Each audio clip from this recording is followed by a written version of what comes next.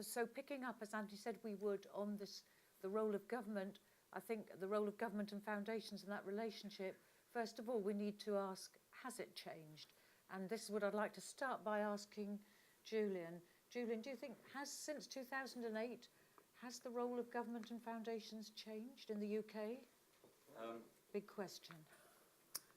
I think the way I look at this is that pre-2008, the government had a lot of money to spend, and that enabled it to drive at social results that it could almost guarantee within the frame of a parliament. If it put enough money at something, something was going to shift, and therefore they could publicise a target which they roughly knew that they would hit somehow or other. And that lent itself to an agenda which became roughly known as what works, of identifying evidence-based practice, rolling it out rapidly through central mandate, and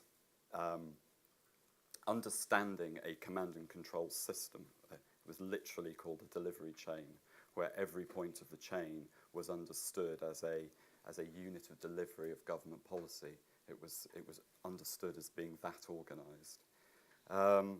And I would say that foundations were part of that paradigm, were trying to find units of best practice that they could feed into the What Works machine.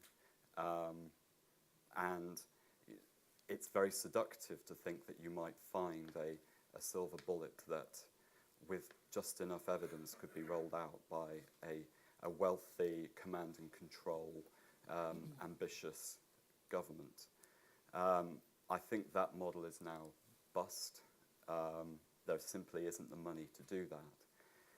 And also, I would say it's been exposed as a pretty flawed model as well. These silver bullets are hoping for simplicity in a world of complexity. The notion that there is one bit of practice that can make everything okay for somebody, versus dealing with the complexity of public service systems, of culture, of workforce, of siloed delivery across multiple departments. I think there's general recognition that we actually live in a much more complex world than the What Works agenda suggested that we do. And that change, if it's going to be sustainable, is going to have to come from a more problem-solving and more long-term, more sophisticated way of dealing with it, dealing with the problem.